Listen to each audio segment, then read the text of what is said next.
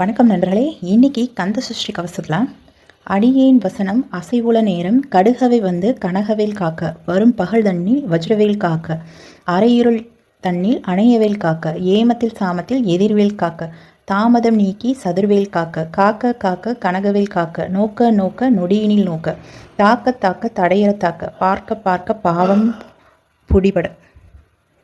இது சென்ற பதிவின் தொடர்ச்சியாக வரும் இந்த பகுதிக்கான விளக்கத்தை இப்போது பார்ப்போம்.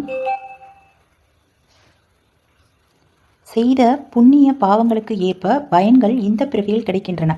எல்லா விதமான துன்பங்களில் இருந்தும் இறைவனின் அருள் உருவாகிய திருவேல் காக்க வேண்டும் என்று வேண்டும்போது அந்த துன்பங்களுக்கு ஊற்றுக்கண்ணாக இருக்கும் எல்லா பாவங்களும் தூள் தூளாக போவது போல் இறைவன் திருவருட்கருணை பார்வை கிடைக்க வேண்டும் என்று இந்த பகுதியில் வேண்டுகிறார் அடிகளார். கடைசி காலம் வரையில் கந்தன் கருணை பார்வை வேண்டும். மூச்சு நிற்பதற்கு சற்று முன்னர் நிற்பது பேச்சு. உயிரில்லாத வரை போல் மூச்சையற்று கிடப்பவரை பேச்சு மூச்சு இல்லாமல் கிடைக்கிறார் என்றுதானே சொல்கிறோம். அப்படி கடைசி காலத்தில் பேச்சும் மூச்சும் நிற்கும் காலம் வரையில் விரைவாக வந்து கனகவேல் காக்க வேண்டும். உன் அடியவனாகிய எனது பேச்சு இருக்கும் காலம் எல்லாம் விரைவாக வந்து உனது கனகவேல் காக்க வேண்டும். அடியேன் வசனம் அசைவுல நேரம் கடுகவை வந்து கனகவேல் காக்க என்பதன் அர்த்தம் இதுதான். இருக்கும் காலம் வரையில் இறைவன் துணை வேண்டும். இரவும் பகலும் இறைவன் திருக்கை வேலினை துணை கொண்டு இருக்க வேண்டும். நாள்தோறும் வருகின்ற பகல் நேரங்களில் வஜ்ரம் போல் வலிமை உடைய வேல் காக்க வேண்டும். அரையுருள் நேரத்திலும் அந்த வேலை காக்க வேண்டும்.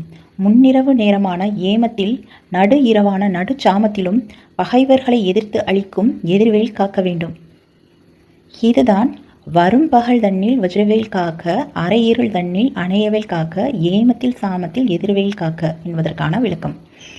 என் நேரத்திலும் மயக்கம், குழப்பம், அமைதியின்மை, சோம்பல் போன்றவற்றை ஏற்படுத்தும் தாமத குணம் என்னை அண்டாமல் அந்த குணத்தினை நீக்கி திறமையுடைய வேல் காக்க வேண்டும்.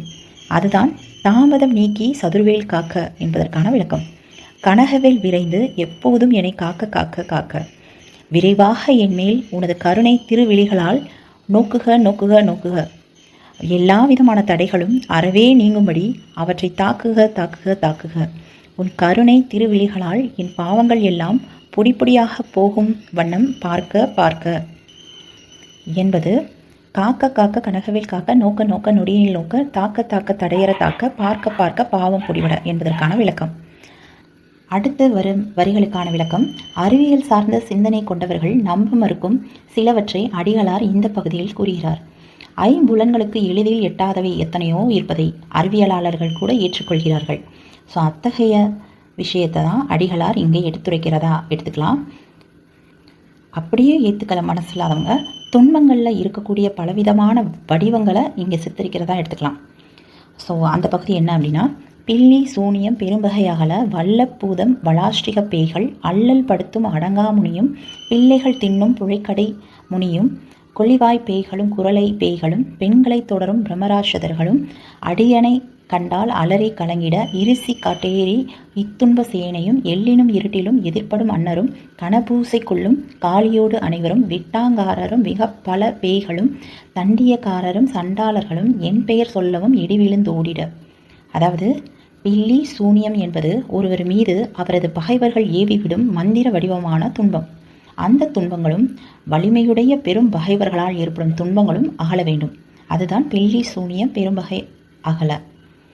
வலிமையுடைய பூதங்களும் மிகவும் வலிமையுடைய பேய்களும் அல்லல்களை கொடுத்து எந்தவிதமான மந்திர தந்திரங்களுக்கும் அடங்காத முனிகளும் சிறுபிள்ளைகளை தின்று வீடுகளின் பின்புறத்தில் இருக்கும் புழைக்கடை வாழும் முனிகளும் தீயை வாயில் கொண்டு எல்லோரையும் பயமுறுத்தும் கொள்ளிவாய் பேய்களும் குள்ள வடிவம் கொண்டிருக்கும் குரலை பேய்களும் வயது வந்த பெண்களை தொடர்ந்து சென்று பயமுறுத்தும் பிரம்ம ராட்சதர்களும் உன் அடியவனான என்னை கண்டவுடனே அலறி கலங்கிட வேண்டும் என்பதே வல்ல பூதம் வலாஷ்டிக பேய்கள் அல்லல் படுத்தும் அடங்கா முனியும் பிள்ளைகள் தின்னும் புழைக்கடை முனியும் கொளிவாய் பேய்களும் குரலை பேய்களும் பெண்களை தொடரும் பிரம்மராட்சதர்களும் அடியனை கண்டால் அலறி கலங்கிட என்பதற்கான விளக்கம்.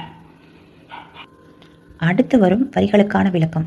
வயதினம் அடைந்த பெண்கள் கொள்ளும் இருசி என்னும் பேய் வடிவங்களும் குருதியை விரும்பி உண்ணும் காட்டேரிகளும் இவை போன்ற துன்பங்களை கொடுக்கவே இருக்கும் படைகளும், பகலிலும் இருட்டிலும் எதிரே வந்து மிரட்டும் அன்னர்களும், உயிர் பலியுடன் கூடிய கனபூசைகளை விரும்பி பெற்றுக்கொள்ளும் காளி முதலானவர்களும், மிகுந்த ஆங்காரத்தை உடையவர்களும், இன்னும் மிகுதியான பலம் கொண்டிருக்கும் பேய்களும் பல்லக்கில் ஏறி வந்து அதிகாரம் செய்து தண்டியக்காரர்களும் சண்டாளர்களும் என் பெயர் சொன்னவுடனேயே இடி விழுந்தது போல் பயந்து ஓடிட வேண்டும் என்பதே இருசி காட்டேரி இத்துன்ப சேனையும் எல்லினும் இருட்டிலும் எதிர்படும் அன்னரும் கனபூசை கொள்ளும் காளியோடு அனைவரும் விட்டாங்காரரும் மிகபல பேய்களும் தண்டியக்காரரும் சண்டாளர்களும் என் பெயர் சொல்லவும் இடி விழுந்தோடிட என்பதற்கான விளக்கம். அடுத்து வரக்கூடிய வரிகளுக்கான விளக்கம் அடுத்த பதிவில் பார்ப்போம். அது வரைக்கும் நன்றி, வணக்கம்.